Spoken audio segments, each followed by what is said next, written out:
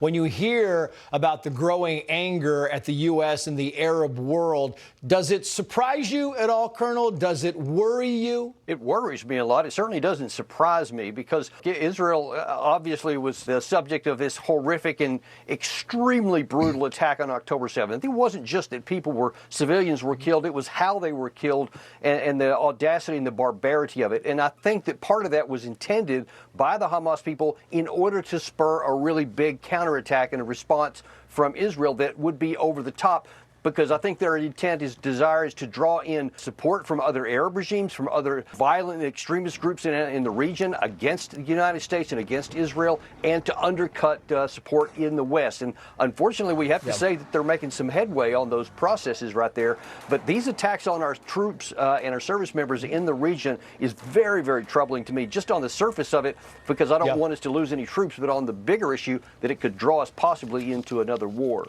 Yeah, I mean, your key phrase there, Colonel, was, undercutting support from the West. And that's kind of you look at, that's really happening when you look at the protest in this country every night getting bigger, and you look at what's happening in the Arab world, and then you listen to President Biden, followed by the French President Macron. Mr. President, are you frustrated with Prime Minister Netanyahu that he has not listened more to some of the things you have asked him to do? It's taking a little longer than I hoped. Today, civilians are bombed. De facto. These babies, these ladies, these old people are bombed and killed. So there is no reason for that and no legitimacy. So we do urge Israel to stop.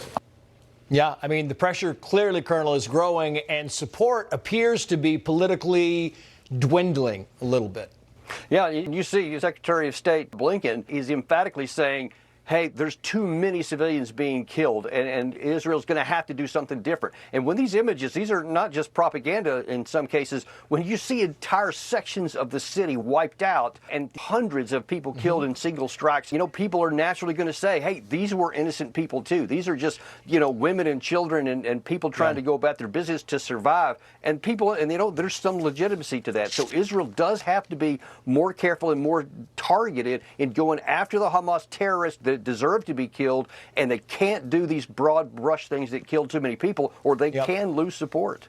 Meantime, I just want to play this. National Security Advisor for George W. Bush said this today about the 47 attacks on U.S. military forces. President Biden is too obsessed with escalation control at the expense of effective deterrence.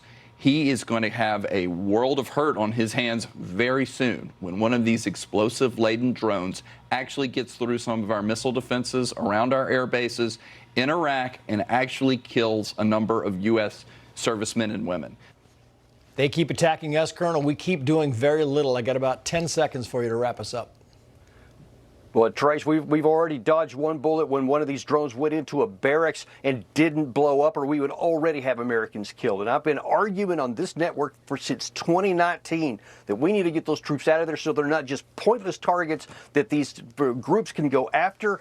Otherwise, that could draw us into a war. It's not protecting us, I'm afraid.